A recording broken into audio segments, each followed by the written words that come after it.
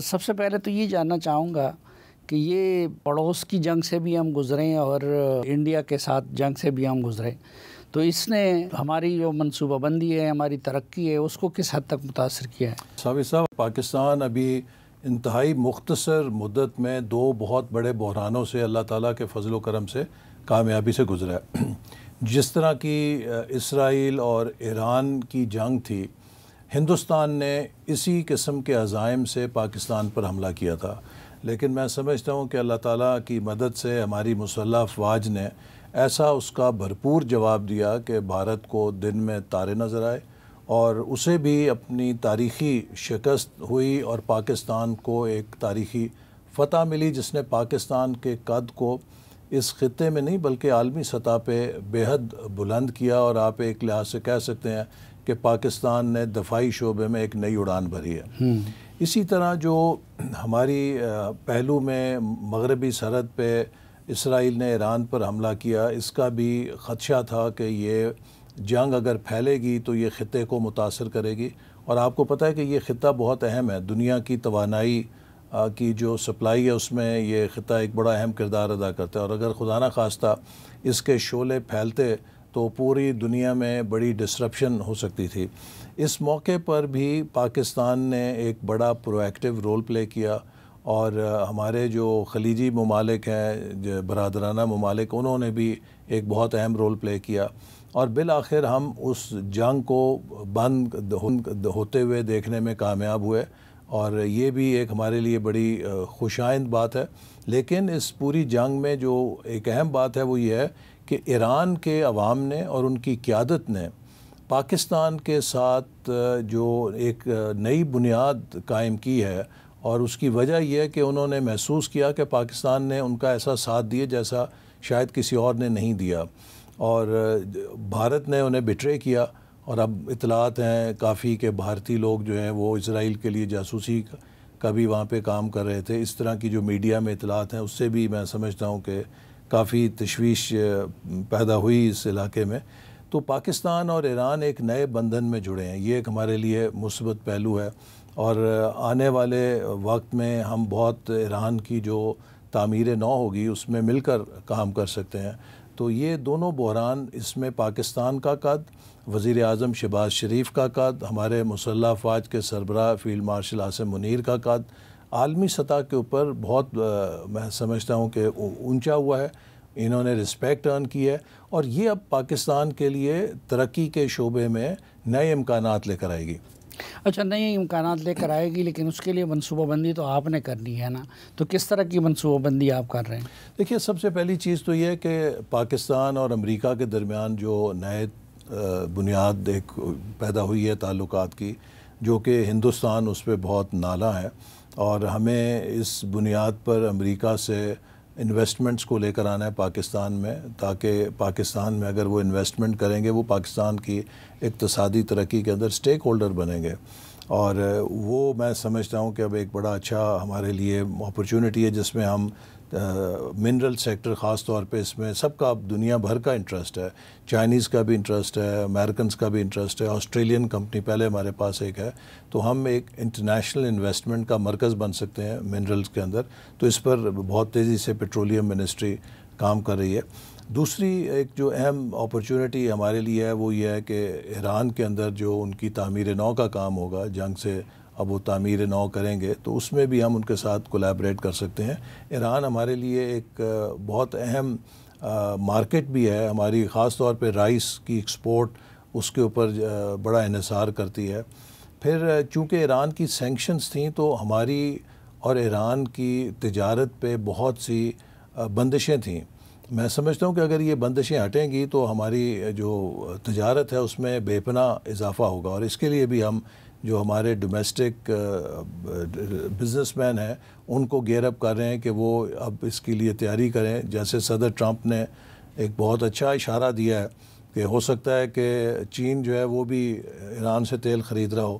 تو اگر اس طرح کی ڈیولپمنٹ ہوگی تو اس میں پاکستان بہت انشاءاللہ گین کرے گا، اور ان سب چیزوں کو پیش نظر رکھتے ہوئے ہم اپنے ملک کے جو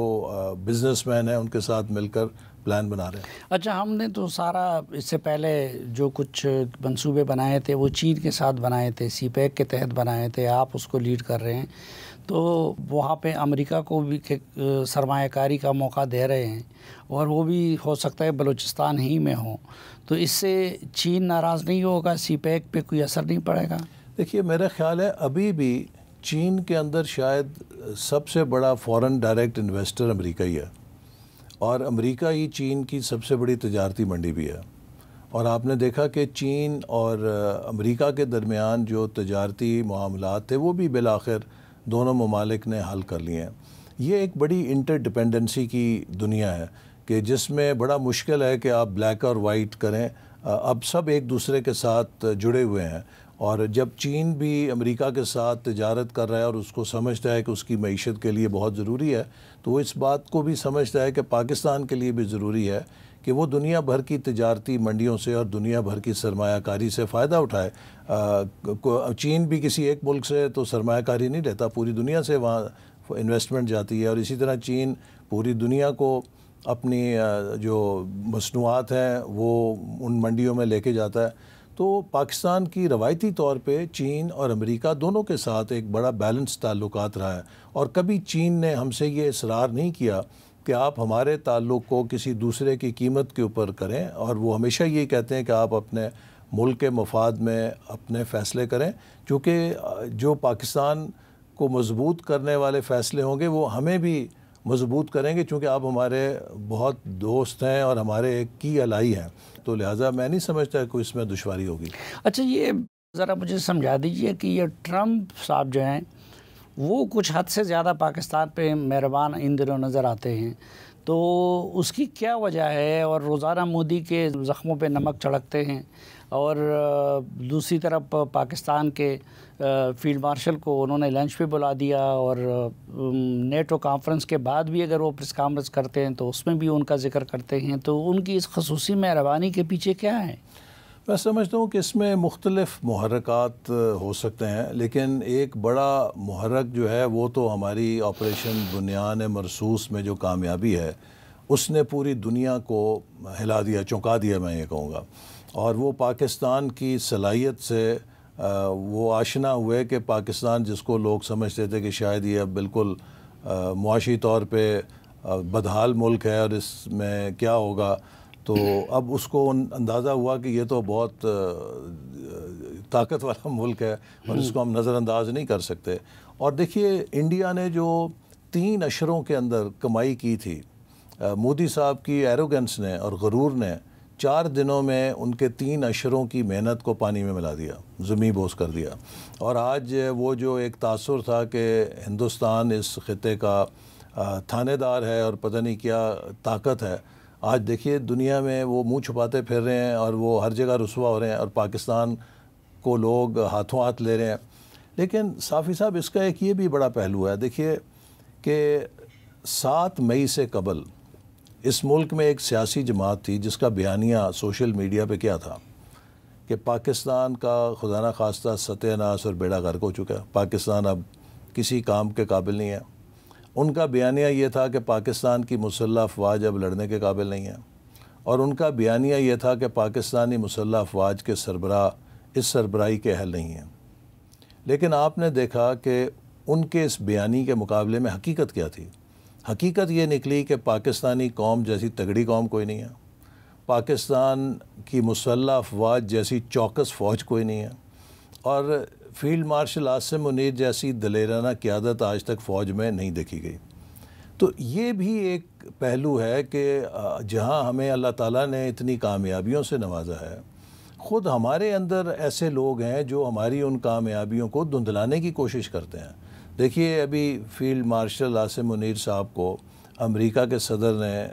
ظہرانے پہ مدعو کیا، ایک میں سمجھتا ہوں بہت ان کے لیے اعزاز کی بات تھی کہ دنیا میں ابھی تک میرے خیال میں کوئی ایسی ریسنٹ ہسٹری میں مثال نہیں ہے کہ کسی ملک کے آرمی چیف کو امریکہ کے صدر نے ظہرانے پہ مدعو کیا ہو، تو ہمیں تو اس پہ خوش ہونا چاہیے کہ ہمارے آرمی چیف کو اتنی عزت اور پذیرائی مل رہی ہے۔ لیکن ایک مخصوص سیاسی جماعت کوشش کر رہی تھی کہ واشنگٹن میں ان کے خلاف مظاہرہ آرگنائز کرے، اور میں سمجھتا ہوں کہ اوورسیز پاکستانیز کو میں داد دوں گا کہ انہوں نے اسے ناکام بنایا، اور مٹھی بھر چند افراد انہوں نے اپنے جمع کر کے اپنے ذہنی غلاظت کا مظاہرہ کیا کہ جو کام ہندوستان شاید چاہتا ہوگا اس کی وہ منشا پوری کر رہے تھے۔ تو ایک یہ بھی پہلو ہے، اور میں سمجھتا ہوں کہ اس کو بھی فیس کرنا چاہیے کہ اب ہمیں اپنے اوپر اعتماد کرنا ہے، ہمیں پاکستان کی کامیابیوں کو سیلیبریٹ کرنا ہے، اور ہمارے اندر ایسے جو عناصر ہیں کہ جو ہمارے اعتماد کو چھیننا چاہتے ہیں صرف اپنی سیاست کی خاطر، جو پاکستان کی ریاست کو اپنے تابع کرنا چاہتے ہیں صرف اپنی سیاست کی خاطر، شاید اب ان کے لیے کوئی جگہ چلو اس سیاست پہ بھی بات کریں گے۔